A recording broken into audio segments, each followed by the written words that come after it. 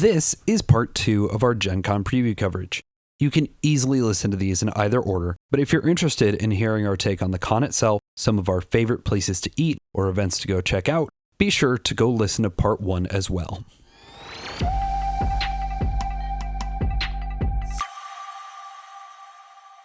Now, we've had a lot of fun talking about events and food and all the other stuff, but let's get down to what people are here for. If we're at Gen Con, we're playing games, we're buying games, we're looking at the games that we can play and buy at a later time. Yes. We have this broken out in a couple different ways. The first being, what games are we planning on trying to show up and see a demo for?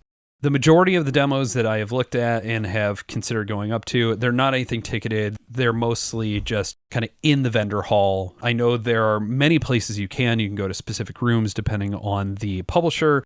There's always the first exposure hall that does all those kind of first wave prototypes and stuff. So there's a lot of cool places to go check out demos. Now, we are recording this the night of July 3rd. The full list of things is not available on BGG yet. Our preview stuff is probably going to be a little out of date by the time you hear this. At least there may be more we would look at. But right now we felt there is enough there and we are interested enough that we can do this right now. Yeah, currently the BGG list is sitting at 498 games.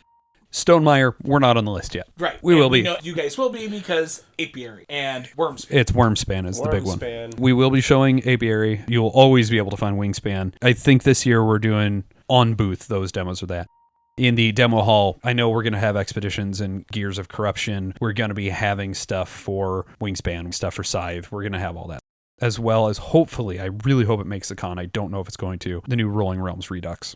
This is the first year that I get to really kind of spread the wings and be in a booth compared to on the other side spending all of my money.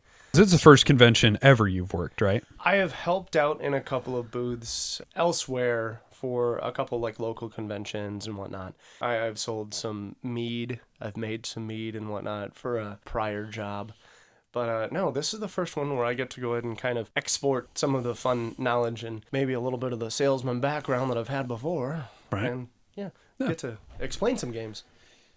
So with that, Jason, why don't you start us off? We'll do a couple of demos each and just talk about some of the things we're excited about that we'll at least be able to get to see, if not, take home with us. What you got? First section of demos that I was looking at actually came from Ares Games. There were 3 of them that looked pretty exciting. Ares is currently at booth 541.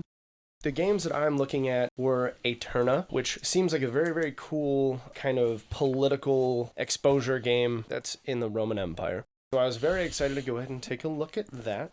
They also That is Martin Wallace. And I was interested in it thematically, but outside of Brass Birmingham, I have yet to like a Martin Wallace game. So I am interested to see your reaction to it, because I don't know that you would normally play something quite that heavy. Not as much, which I think really kind of exemplifies the amount of expansion I've had over the last few years for gaming. Most of the time... You're welcome. Yeah. I want to say it's at least 90% you that has broadened my horizons in a lot of these, because I would never go ahead and play a game that was mainly about procuring different paintings and whatnot, but here we are. I didn't think I'd ever play a board game where it was literally just summer camp. It was a great game. It's so good. Yes. So Aeterna seemed like it was a cool premise and something that I could slowly kind of work my way into. So seeing that demo would be really cool. One that was a little bit more up my alley for Ares as well is Builders of Sylvandale. The designer is Peter Ridgway. It's 2 to 4 players. You place buildings in an ever taller trees to rise above the competition. You're essentially building up your own tree and you're competing to go in and see who has the highest settlement. The artwork on it looks very cool. I'm more or less interested in some of those more exotic games nowadays. Broaden my horizons a little bit more. The last one that they had, and this is a lot more up my alley, is Viking Route. I thought this might interest you. Yeah, as soon as I saw it, I instantly took a look. I don't want to go ahead and throw out things like Ticket to Ride, but this almost seems kind of like Viking Ticket to Ride, and I'm very excited to see what they're going to do with it. Ares Games by Guido Albini and Martino. I'm going to butcher your name, so I'm not even going to try. The release date is Q2 of 2025, and you are using magnets to sail the waters of the North Sea as you relive Norse myths. This is a reimplementation of a game called The Faceless. I have The Faceless over there. I'm going to have to show you this because as a mechanical system of using the magnets to actually do everything, very, very cool.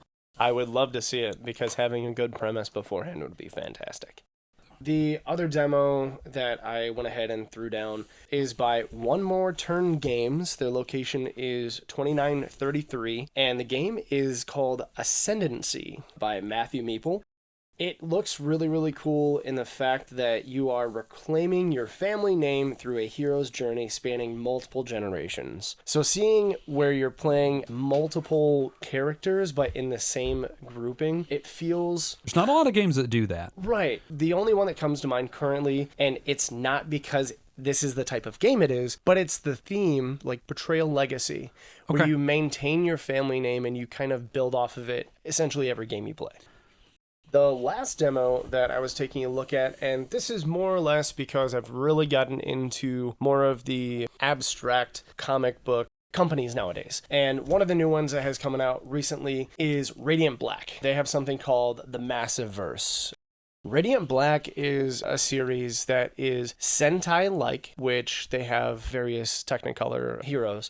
It is more along the lines of an Invincible type of storyline. So it's darker, it's more realistic. So for those of us in the audience that maybe don't know what you're talking about, Sentai is essentially Power Rangers, and Invincible is the comic book series? Yes, okay. Exactly. They are actually coming out with an Invincible game to play as well at Gen Con. But the Massive Verse is starting out with Radiant Black, which is pretty awesome. They have a fighting card game coming out. This is made by Solus Game Studio. They are at booth 3028. It's a 2-player game, says takes about 5 to 10 minutes, but you get to go ahead and choose your Massive Verse superhero and get to duke it out with your friend. So it's one of those low player count games where you just get to go ahead and play with a significant other or friend and have a good time with it. I think that wraps up my demos for the day. Unsurprisingly, you are also fairly high thematic as to what you're looking for. That's a pretty strong note for all three of us, I think. Mm-hmm. Scott, do you want to go next? Yeah. Because I think I'm going to have the heaviest list of us. I'm going to be hitting Elf Creek Games, location 2658. They've got a demo coming out for Marches of the Dark Road called Secret Villages. This is what's so bad, though. I have my copy of Merchants of the Dark Road, and I have yet to play it, and I'm looking at the expansion because, well, I'm a completionist, and that is a problem that I have, and I am completely willing to admit to that. It has additional travel locations and some extra content. Those of you who've not played the game, it's dice rolling and almost like a little bit like a worker placement type game. It struck my fancy when I first saw it, when I picked it up. It's just one of those, it's harder to get to the table. If I don't get it to the table this year, I'm probably going to trade it, which is very rare. Next up, coming from Flat Out Games, they're going to actually be at the AEG booth. I really expected this on your list. Oh, yeah. I hate the fact that it's not coming out till next year. It's Knitting Circle, which is a Calico game. Calico, one of my favorite abstract games. It says, knit garments and collect buttons for your feline friend. And I'm like, oh, I'm making sweaters for cats? Sold. It's a cat game. Not all cat games I pick up and want to purchase, but I enjoyed Calico, so Knitting Circle is right up my alley. This next one I'm interested in because it's a company that I've never heard of called Keen Bean Studio. They're going to be at 2838. Their demo is called Almighty. Build a pantheon and act upon hapless followers to gain power and souls. It is a deck construction game. It has action retrieval, and it's a civilization game. It looks like a very light game. It has a solo mode, too. I want to demo this, but it's not due out till Q3 of next year. This next one, I'm really happy is on my list because I do really enjoy the company. Plaid Hat Games. It's supposed to come out later this year, so I'll probably pick it up. Wandering Galaxy, a Crossroads game. But it says, take crazy jobs in space to pay off your ship. It's campaign, battle card driven. It's a co-op game, which, okay. And also 1 to 6 players. Okay, let's go solo mode. That makes me very happy, especially... The artwork slaps, by the way. That makes me very happy. I definitely know I will stand there and I will demo it. If I have to get in line, I'm going to get in line. The last game that I've got on my list comes from Scorpion Mask. Locations 2435. They're also at the ICC 142. They are doing Dead Cells. It is a roguelite board game. 1 to 4. It says explore, kill, die, mutate, repeat. It's a cooperative game, deck, bag, and pool building. Have you played the video game? No. I have not either. I've been very interested in it. That was on my list to look at until I saw a Scorpion Mask. I think Scorpion Mask is an incredible studio. They come out with very interesting games, and I have not kept a single one of them. Because Really? while I appreciate them as far as what they have done, they are just never a game I want to go back to. Sky Team was the closest that stayed around, and even that ended up going. Really? I didn't even realize that you got rid of that one. Mm-hmm. Yeah, those are my demos. I think this is a solid list. Knitting Circle is going to be the one. That is 100% buy when it comes out. Mine is, as predicted, the heaviest of the lists. Because one of the things that I aspirationally like to look at are the big heavy Euros. I love big heavy Euros, but I never have the group for big heavy Euros. So I've got like 4 of them in my collection because I know they're so rare. But it is one of the fun things of going to Gen Con, looking at the demos to see the games that, while I'd be interested in, I know I probably won't end up picking up unless something really sells me on it. This first one, it actually just finished its Kickstarter today, and I put in for the Pledge Manager access because I wanted to see it at Gen Con first, but I didn't want to miss out on it. It is called Ada's Dream. It is based on Ada Lovelace and her creation of the first computer, being released by Alley Cat Games and is being designed by Tony Lopez. Dice rolling, hand management, tech tree, rondelle game. And we all know my love of rondelles right now. What's really cool about it is you are building the computer that she tried to build. And so your player boards have holes in them and you slot gears in, and it's a really neat production. What ultimately made me look at it and go like, yeah, I'm in, is the fact it's Alley Cat Games. And that is because their version of Amun-Re is so spectacular. That one game alone is really giving me a lot of leeway with them. So I'm very excited to see this. I know it's probably not going to be cheap, but the Pledge Manager looks nice on it. Like I said, I just want to see the game in action. That will probably be upgraded to a back, assuming it goes well. My next one is from Play to Z. It is Zev Schlesinger's new company. I hope they have the new version of Ascending Empires, or I'd love to see that, but that's not listed as of yet. So I'm going to talk about 23 Knives. 23 Knives is a social deduction where you are one of 3 roles. You are either going to be a loyalist to Caesar, a liberator of Rome, or an opportunist. It almost has like a Bang feeling about it from the description. If you are part of the liberators, then you are trying to get 23 knives into the Curia to assassinate Caesar. If the liberators are close enough where they can prevent all 23 knives from getting in there, then they actually end up saving Caesar. And if you're one of the opportunists, it feels like that renegade role in Bang of you are just trying to shift and change what ends up happening to score them the win. It's a really neat theme. I like the idea of it. I'm always looking for new social deduction games. I don't keep many of them around. Many of them feel very samey, but this one just looks really interesting. So I'm excited about that one. They are going to be in Indianapolis Convention Center. They're in Hall D. That's where they're doing all their stuff. The next one I want to look at, I don't even want to look at for itself. I believe I mentioned this a couple times. I am very excited for Freedom 5. Freedom 5 is the Sentinels of the Multiverse reimplementation of Defenders of the Realm. Defenders of the Realm was a great game back in the day. At this point, it absolutely shows its age. It is a little worn on mechanisms, and that's one of the reasons I was excited about Freedom 5. So I'm hoping that's there. But they are in conjunction with Freedom 5. They have announced Defenders of the Realm Legends Edition. I will admit I don't really like the art on it, but I am curious to see what they are doing there that they are not doing for Freedom 5. It's weird to me that they're doing it, and so I'm just curious to look at it. They're going to be doing their demos at 1321. They're part of Flat River. The Flat River sales are going to be 14 something. But I'm going to check this one out. It's mostly because I want to see side by side what they're doing with this in Freedom 5, but, we'll see. The next one is at Arcane Wonders in booth 629. It's called Floresta. And Floresta, you are in the forests in central Portugal. It sounds honestly a little too much. There are multiple game boards and there's all kinds of stuff going on, modular boards, multi-use cards, all kinds of stuff. It's a really interesting theme where you are trying to constrain forest fires and promote environmental regrowth in the central Portugal region.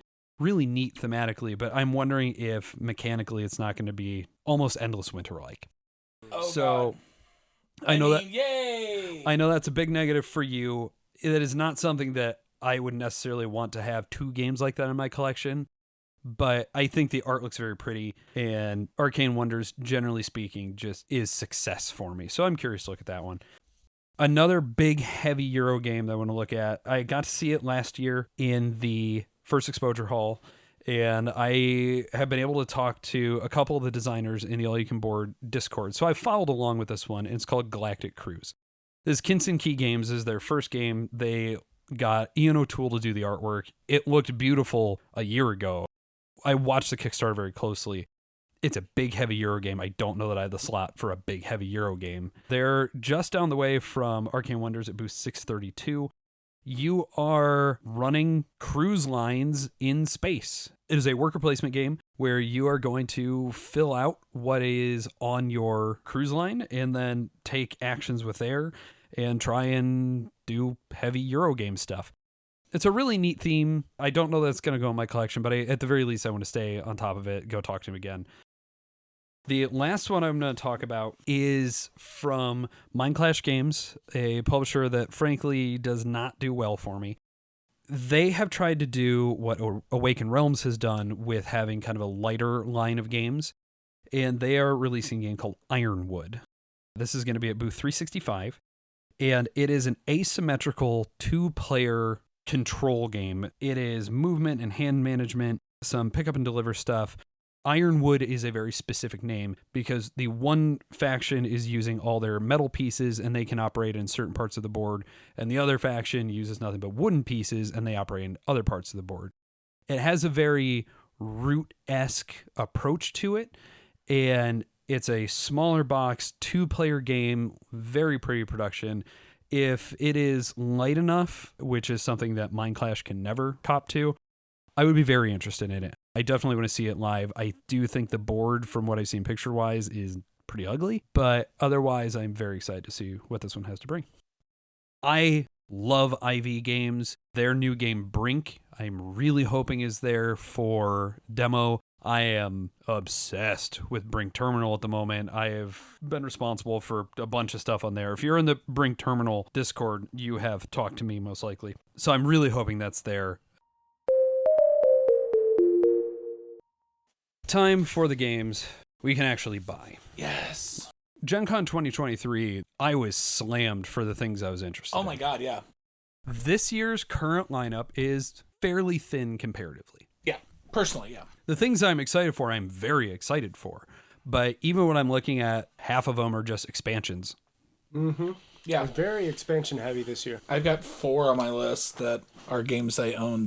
Let's just go one at a time. Sure. We'll just do, I don't know, a few of them. We'll go from there. So, Jason, you started off last time. Why don't you start us off again? I'll go ahead and start off with Arcane Wonders. We already kind of spoke a little bit about them earlier. Again, they are location 629. The 2 games that I have from them, the first one is the expansion, Aquatica Coral Reefs. So that is going to be my number one thing to talk about as well. So let's talk about it together. Yes, because I knew you were going to put this one on there. It was one of the 500 on here. I picked, I think, 2 or 3 that I knew were going to be on your list. Aquatica is the game I will champion until the moon and back. It is incredible. The early reviews and the early stuff I'm seeing about it make it look phenomenal. There are 2 things on my list. Now, admittedly, I have already pre-ordered from a couple of the publishers, so I don't need to rush for them. But of the things that I was like, this must come home with me, this is one of the 2 things. I really liked when you brought Aquatica to the table because the artwork on it is gorgeous. The game itself is fluid. The table presence was very pleasing to the eye. It has this incredible toy factor because triple layer boards and the plastic mantas, It is adding in all these plastic coral tokens. Yes. There's so much cool stuff going on with it. So I'm very excited to see that one come in. I probably will not purchase, but I know that You won't need to. We'll have to just play it here because you're going to buy it. I'm 100% going to buy it. The fact that it is a new board, so it incorporates the previous expansion and allows for that, it alters up some of the board spaces because now, in addition to buying a card for your hand, you're also buying a special power for a location on your board. Ooh.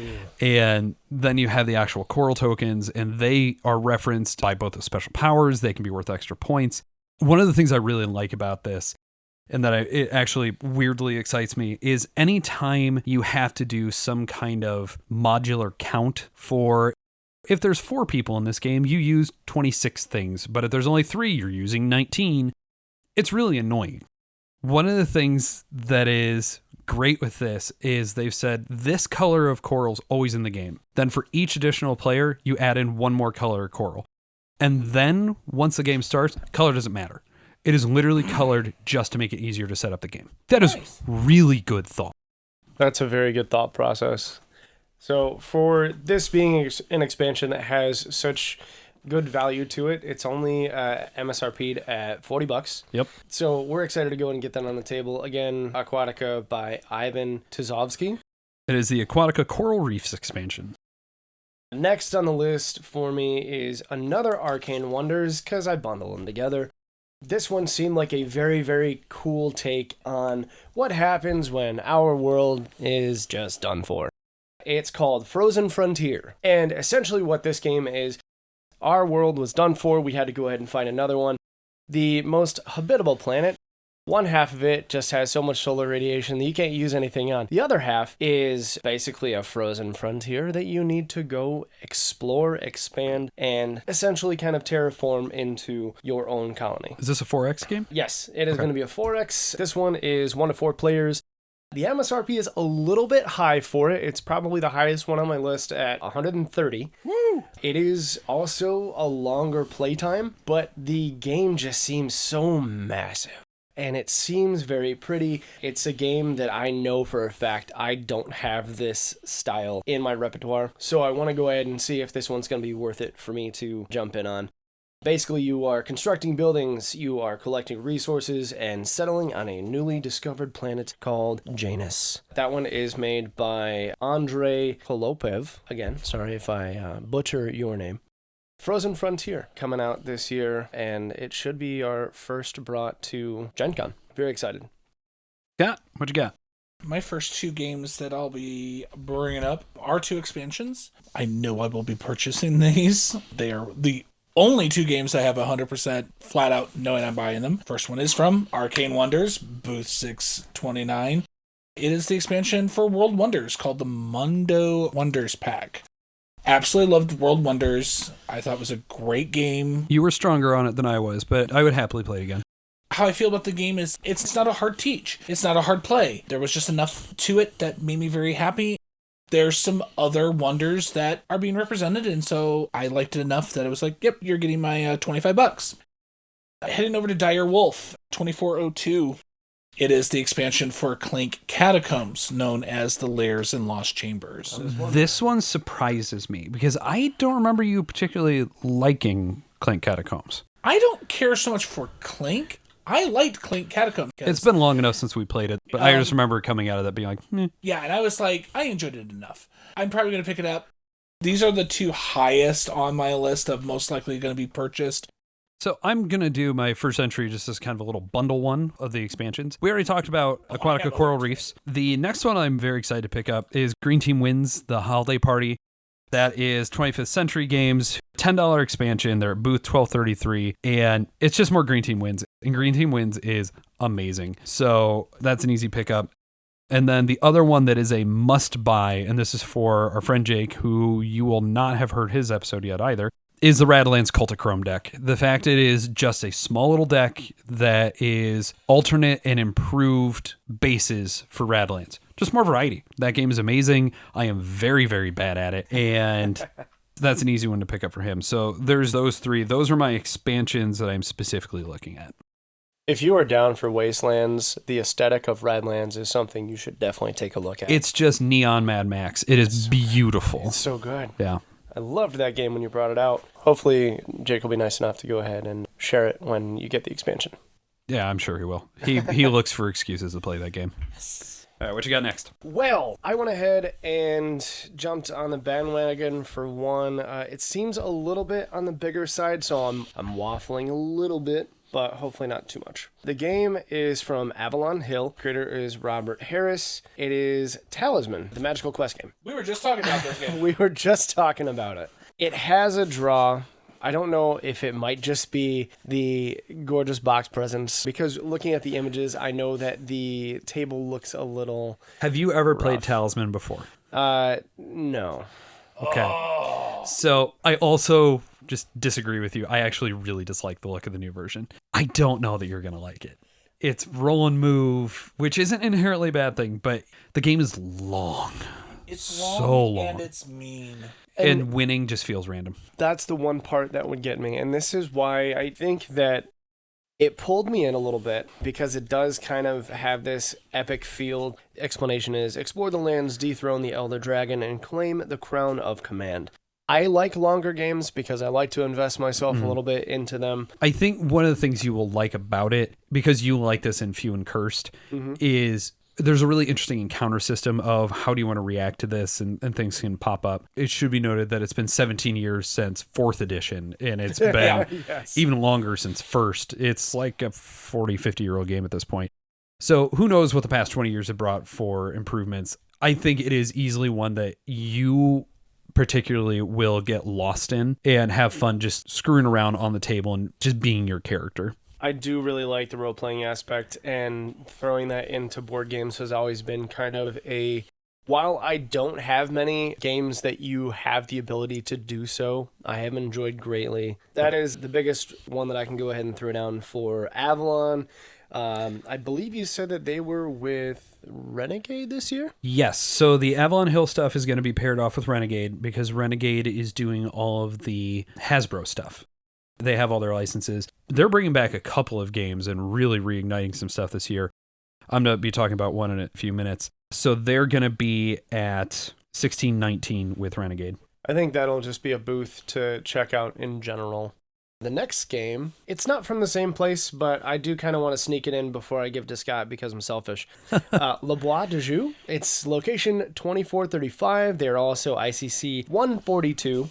I think that's where they're doing their demos. Is that 142? For Hatchet board games. This game is called Evil Corp. It seems like it's a ton of fun. I want to go ahead and buy it based off of the preface. Essentially, you are just bad guys trying to fight over who's going to go ahead and send bad folks to different villages and plunder. I'm very excited to go ahead and see this. It's got an MSRP of $50. It's kind of middle of the road when it comes to pricing for me for a full game. 2 to 4 players by Jeremy Ducret. And I'm just excited because the premise of it, the artwork, all put together, seem like it's a very fun game. It's got a 6.9 on BGG right now. We'll see if it cooks up a little higher. I mean, honestly, BGG ratings, I don't believe most of them. Le Bois de Joux is a fun publisher. Their game that I really enjoyed came out last year called Tribes of the Wind. And for being that $40 to $60 price range, their quality is very, very strong. That's one that the theme puts me off a bit. I don't particularly like being bad guys, but if you picked it up, it would be one that I would sit down just on the strength of the publisher alone and be willing to try. I'm not normally a bad guy person myself, but the premise of it just seems silly enough that it would really catch my interest. I'm excited to go and give it a shot. I think I'm at about an 80% on it. The only thing that would make me fall off is if the production value wasn't as good as I would hope. Hachette is also one of those publishers you can normally do pre-orders from and just pick it up. Because normally whenever a publisher does that, there's a break in price, or you don't have to pay shipping. You know you're going to get a copy of that type of stuff. That's the only reason I lucked out and got Sky Team last year. Probably the one that I've got probably the biggest possibility of picking up, just because of I don't need as many people to play it, is a new game called Seers Catalog from Bezier Games.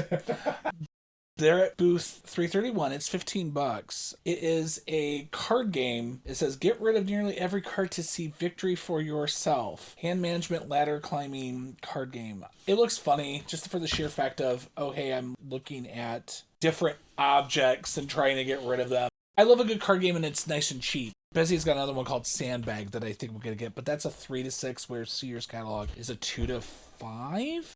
The other one that I'm looking at, and I'm planning on picking up because it's of this group. Between the three of us, but also like your wife and our friend Courtney, and that the game is called Mind Map. Is from Funny Fox. They're at $24.35. You have this word that is in the center of the XY axis, and you will be dealt a number which corresponds to one of the words that's on the corner, and it's going to be like, is your thing more dangerous than what is on the board? Is this more dangerous? And then how much it costs. So it might be like, the middle thing is a Pez dispenser, and my word is cream cheese. I'm like, well, okay, cream cheese is more expensive than a Pez dispenser typically, but yeah, I could probably choke on it more. So what ends up happening is once everybody has placed where they feel their thing is, you then have to guess. You have less than a Pez dispenser, but more dangerous than a Pez dispenser. You are obviously the ballpoint pen. So I didn't look at this one because Bezier games. I have actually never truly liked a Bezier game. Maglev Metro is probably the closest I got, and even that didn't last very long. I mean, take Werewolf out of it. That said, I actually do have a Bezier game on my list. What? So one of the things that you probably won't have picked up on quite yet in the podcast is that Scott and I adore trick-taking games. It's what we made our bones on. We've talked about doing a joint Games That Made Us episode for some card games. Bezier has a deluxe edition coming out, so I believe it is a re-release, called Rebel Princess. It is taking Hearts and using it as a foundation for a new game, where there are your 4 suits, there is the negative suit, you have the Queen of Spades step in, and there are special powers, there's some asymmetric changes to each round. It sounds like it could be too convoluted. But the last time I played a game that tried to be a new version of Hearts was Indulgence from Restoration, and it was okay. I absolutely love Hearts. The fact that this goes from 3 to 6 people, so it's not a strict 4-person game, there's just a lot of potential options there, and it's only $25. So I will be stopping by Bezier Games for that one. It is a surprise to me that I'm going to be stopping by, but everything about it, I just look at that interests me. To continue on talking about the publishers that other people have already talked about, Jason mentioned Avalon Hill being part of Renegade, and Renegade is finally putting out a new edition of a game that is woefully out of the conversation at this point. It originally released, I believe, 2005, and then it had a second edition in 2007, 2008, I think, something like that. It's just kind of languished and it vanished, and that is Nexus Ops. It is such a fun game. It is an area majority game where you have a race of creatures, these bugs and weird dragonfly things, and very cool production. The original version of the game had glow-in-the-dark pieces. Super cool stuff. And I think they have brought those back. And so I am stoked. The board just looks cleaner. The player boards all look nicer. It is a fast area control game where there's a lot of combat, but if that game takes more than 45 minutes, frankly, you've done it wrong. It is so good, and it's such an interesting theme. I am totally stoked for this one. This is one that I have already pre-ordered because I did not want to miss it. I picked one that was a little bit, well, I guess this is more of a theme now, and I blame it mostly on you. Is games that I would not normally purchase, but now that I have played a few more and opened my eyes, this game is by Good Games Publishing in booth 2833. It is called Star Tycoon. This one's made by Peter Sanderson and Alkira Sanderson. Players 1 to 4. It's got an MSRP about $40. Just released here at the end of May. It's expanding your interstellar company while a central market reacts to supply and demand. It is also on my list. I am excited to see this one. I'm amazed this is on both of your lists, on either of your lists, frankly, because none of us are heavy economic gamers. No, really not. But anyways, sorry. No, I just think the idea that the market is shifting and you have to counteract that. I've seen it done in different ways. Star Tycoon, it seems like it takes that and runs with the ideology of an ever-shifting market. The crazy part also is the playtime goes anywhere from 25 minutes up to 100. So you can just have a huge amount. That's a really big swing. Right. So I'm excited to see how this game really does that. This sounds like a streamlined version of Sidereal Confluence, and I'm in for that. I'm excited to see what happens. If you don't pick it up, then I will. If I don't pick it up, then you should. We'll have to go ahead and make sure at least one of us gets a copy of that one. The second game is definitely much more in my wheelhouse. It is from Grey Ridge Games. Their location is 1937. The game is Weirdwood Manor. Just seems more along the lines of a Betrayal style Scooby-Doo type of game, and I absolutely adore those. The creator of this is Mike Cassie. Players are 1 to 5, and the MSRP for it is about 65. So I'm expecting to go ahead and see some really cool stuff from this one. I hope it takes off. I've got 2 on the list that are really, really strong contenders. The first one comes from Resonum. Oh, Resonum Games, yeah. Resonum. Their booth is 1913. This game is $20. It's another card game. I've got several card games on my list that are the possible purchases, and this one's called Avant Carde. It's a mechanism of deck and pool building, matching set collection, has a solitaire version. You are building a collection of stunning cubist artwork, and where it says each player starts with a deck of 10 so-so cards, which are normally 1s or 2s that are in 6 colors that they don't really match, and 4 high-value cards, each in a different color, and you're supposed to draw your hand to build the best artwork display, and as you build stuff, you get dollars to buy more cards to then make your deck better. This one is from a company called Turn Sideways Games. They're at booth 2038. This game is called Words of a Feather. It looks like this board setup's going to be insane. It's a peacock. Look how gorgeous that looks, but also looks like a big old pain in the butt. Yeah, see, that's the thing. I look at that, and I'm thinking, I don't want to go near that with a 10-foot pole. Oh my goodness. Are those all separate cards to put together? I think those are all separate cards. Oh. So that's why it's lower on my list. It's a 50-50 shot. If it's not that bad... It looks very visually busy, is my issue. Gotcha, I see. Yeah, it'll just sing to my ADD. But it'll be terrible on my OCD. I have a funny feeling what it is. What you don't see right now is Mark is physically stuttering, and it's glorious to watch. There is a unspoken rule in board games where unless you have been asked or you were teaching something, you do not touch somebody else's player area. I have had to yell at Jason for moving somebody else's player area stuff because it's out of line. I get that that is a need of yours. Just ask the other person. That is your thing conflicting with my thing. So what this says is Words of a Feather is a party game with a unique focus on the presentation and table presence. Players reveal words from their general supply and add it to their own words into the mix. All players try to write down matching words based on the clues provided. Players can bet their points and are feeling confident about the match. All players start with 3 word cards in their hand. The active player selects 2 words from their hands as clues and says out loud 1 additional word to make 3 clues. They write down their secret word, and all players write down a word that they think will match the other player.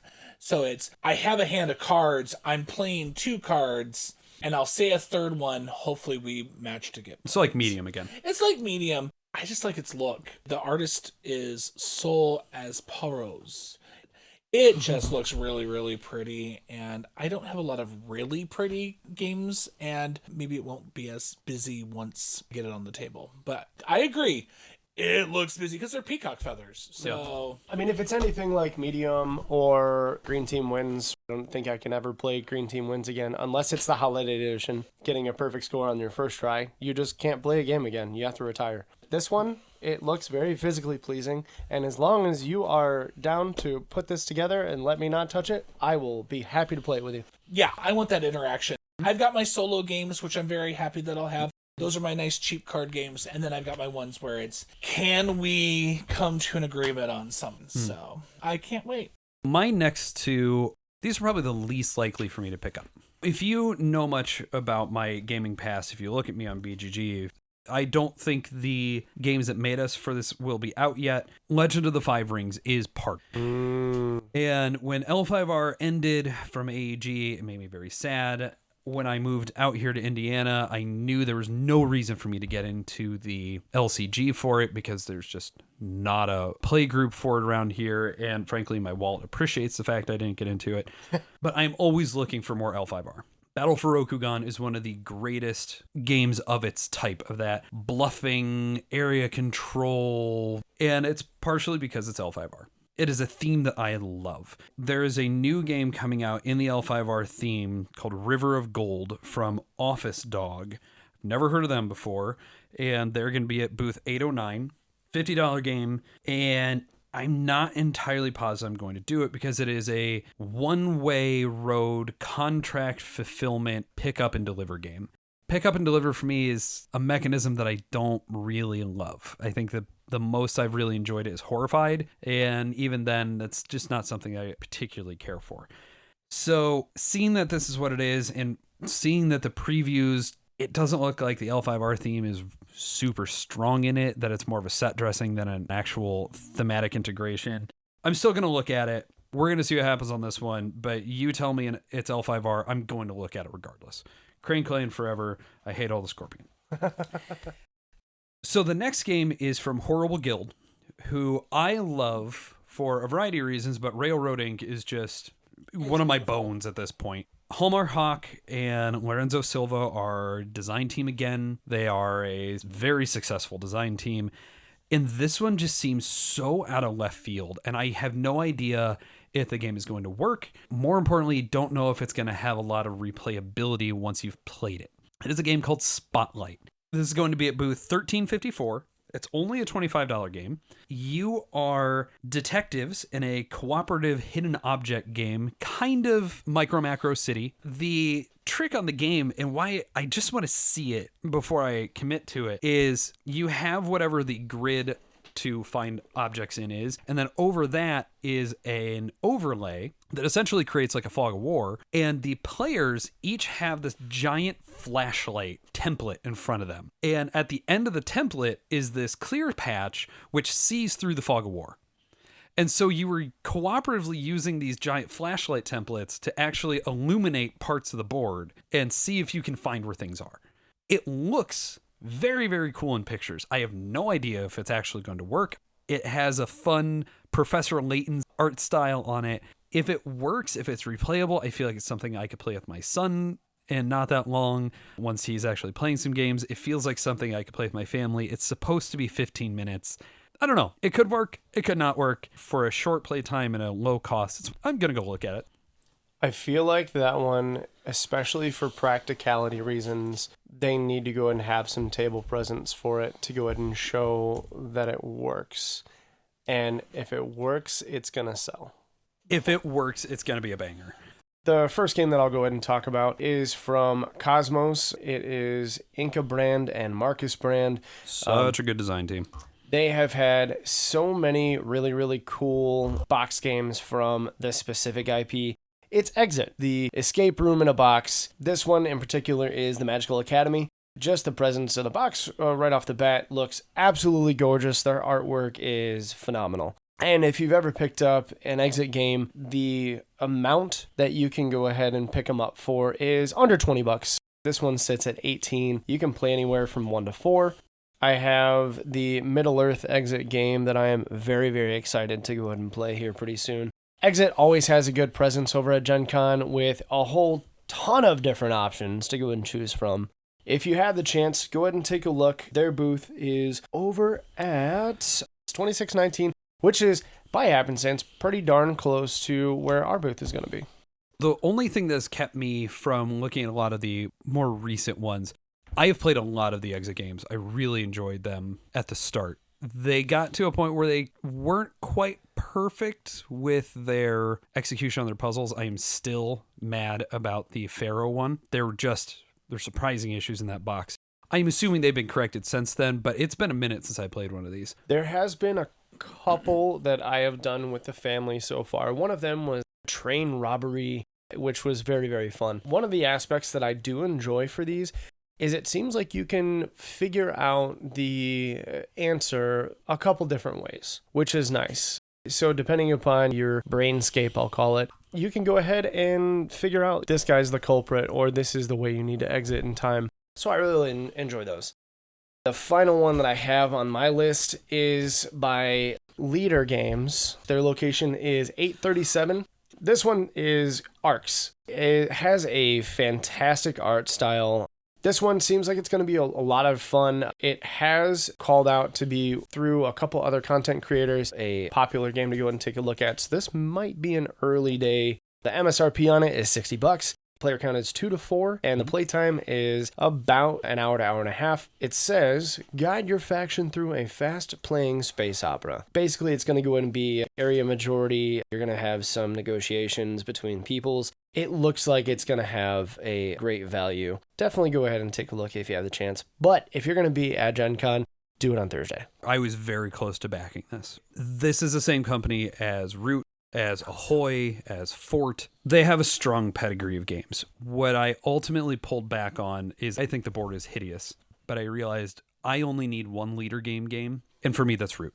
Root is incredible for me. That's my game from them. With as difficult as it is for me to get Root tabled at this point, I knew Arcs would never happen. But if you get it, I will happily play it. I think it's going to be one of the games that I'm highlighting for the trip. So if I can go ahead and make it a purchase, that'll probably take the place of something like Talisman with the higher price points. It would be a good trade. It'll be a strong quality game because Leader Games does phenomenal productions for very reasonable prices. I want to go ahead and check it out. I know that many of my friends have absolutely dished and loved Root, so I definitely want to go ahead and buy into it. And the space opera is a little bit more of my speed when it comes to the style of games.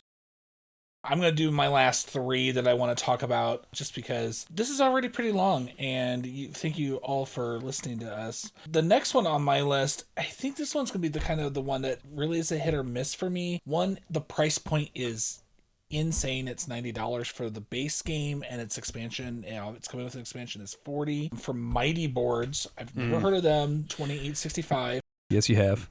Petrichor. Oh, okay, so maybe I will like this and one. Vengeance. Okay. And Hamlet. I almost looked at this until I saw it was an app. Right. That's where I'm kind of sitting at it. It's called Fateforge, The Chronicles of Kaan.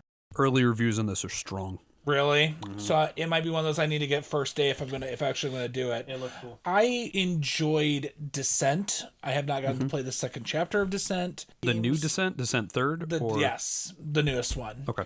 It's run off the app, but it stores the whole storyline. I really kind of enjoyed it. I don't have any of this type of game where it runs off an app, so okay, I could get one. This might be it. It depends on how it looks, if it really sings to me.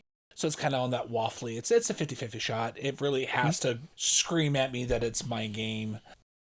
I love music. That's why my derby name is Troublemaker. And so when there's a really good music game, I really, really enjoy it. This is going to be the weird part. Hi-Fi is an area majority game. I'm willing to try it because of the theme. In 1974, the band The Meeples broke up during recordings of the vinyl album. The A-side of the unfinished album quickly became a cult followed by fans and critics from around the world, turning it into one of the most intriguing legends of rock and roll history. 50 years later, the band is finally reunited to finish the B-side. And with the help of a team of the best musical producers in the showbiz, that is you. I'm willing to give it a go. I have found that music-themed games, with the exception of On Tour, and let's be honest, that's a point-to-point game, fail pretty hard. Okay, hold on. I think I know why you're going to like this game. The mechanisms of this game is area majority. Bet it's a rondel. It is a rondel game. Ayo. And also hand management. So, I literally went, oh no, it is a rondel game. Oh boy. I'm willing to give it a shot. Rock Hard 1977. Endgame bonuses, events, set collection, variable player powers, and worker placement. It looks like I'm going to be picking up 2 totally different music genre games. One that'll be a little bit more your side, one will be a little bit more my side, because I love set collection and I love worker set placement. collection. It's 1977. You're an up-and-coming musician dreaming of making it big with your band. Over the next few months, you'll rehearse, play gigs, write songs, and promote your band. Designed by Jackie Fox, member of the 1970s rock band The Runaways, and designer of the narrative adventure trilogy, The Adventure of Chubby Slugs. Yeah, that just moved up a bit because it's got some good names that we're going to back this thing up. Cool. So, well, and if you end up picking up Hi-Fi and not liking it, there's a chance I will trade you for it. yeah, sounds like a great idea. Smirk and Dagger, Smirk and Laughter is a studio that I appreciate what they do, and I think they do incredible things with theme, but the only game of theirs that I have actually really liked is Tesseract. I adore the idea of the Night Cage. I do not like the execution of the Night Cage at all. They have a new social deduction game that is giving me strong vibes of Escape from the Aliens in Outer Space. It's on my list. Called This Game is a Killer. Yeah. And This Game is Killer. It is a hidden movement-ish game where you are going to have 2 cards, and one of them is an action you're going to take, and the other is a place that you are going to show up. And depending on how you play them, it changes which one triggers. So if you play the action first and then you play the place, you're actually going to resolve them in reverse order. So you are going to resolve that I am standing in this place, and then I'm going to do this thing. And at the end of each round, once everybody's played everything, the alien is going to show up. And if he is in the same space as you are, you're dead. Sounds really interesting. I don't know how it's going to be, but it's a $15 game. They're at booth 429. I am a absurd fan of the cyberpunk theme. If you have talked to me at all in 2024, you know I have been deeply obsessed with Cyberpunk 2077. And the one game I have already pre-ordered, I actually did the crowdfunding for it with the pick up a Gen Con option. It's called Metrorunner, and that is from Thunderworks Games. Metrorunner is a cyberpunk rondel game. I know I've talked about rondels a lot. It is a contract and hand management game that also has this really interesting tile puzzle in the center of the board, and that represents the actual hacking actions. So you're moving on a rondel on the outside of the board to take actions, and then you're manipulating them by manipulating the center of the board. It's a really neat theme. It looks beautiful. I'm very excited about it. The only other one is a game that, frankly, I know nothing about. I saw that the designer was Ivan Lashin. I don't know how to pronounce his name. It is called Neodreams from Hobby World. I also have that on my list. They're at booth 629. Ivan designed Smartphone Inc. Oh! And smartphone and mobile markets are phenomenal games, and just off the strength of his name alone, am I willing to go look at this. It is a cyberpunk theme where corporations have developed the way to allow people into other people's dreams. I don't know. I know very little about it other than the fact it's his name, and that alone has me looking at it. There is one area that doesn't get covered a lot because we're all going to focus heavily on board games. One of the companies I got to go ahead and check out a couple years ago, and they were there last year, that I had latched on to and got to talk to every day, is an Italian company called Mana Project Studios.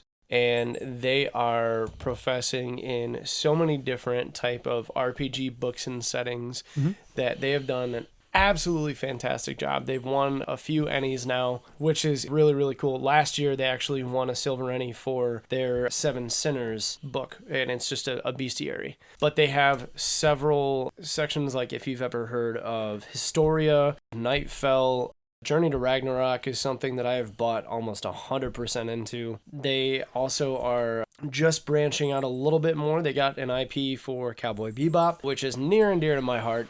They brought out just the tester for the RPG last year, and now it is in full swing, full production, and they have everything for it. I am really, really hoping that they are going to show back up this year, because if they do, I'm 100% going to buy into my favorite Bebop. It's one of those things that doesn't get talked about a lot. Same thing with some of the smaller companies. There's a pen company there last year. It's one of those things that definitely does not get cited out, especially in coverage like ours. Is there are so many artists that show up, and there are writers that show up, and it is a broad scale of industries that show up to this convention because we're all such an overlap for it. Definitely go out of your way, look down the artist alleys, go down and just explore and see. You never know what you'll find. That is one of my favorite parts, is if you had the extra time where you're not darting from an event to trying to get to a demo, really getting that board game that you know is going to sell out by the end of the day or the end of the weekend. Make sure you take your time after you hopefully hydrate and grab some food, because hydrate. Go and wander. Get some of the arty things. You need it. And you'll never know who you find there. Scott, for example. Yeah, so Charles Zerbach, he is a buddy of mine. I actually got to play Dungeons & Dragons with him at a local convention here in the Elkhart County area. It was a celebrity D&D game, and so I always frequent his booth when I'm there and usually pick up something. He's a great guy. He's incredible to talk to. There's just so many things to do, and there's so many things to go. Remember, the standard rule that you should adhere to is 6-2-1. Every day, you get 6 hours of sleep. 6 hours of sleep. You take 2 meals a day. Yep.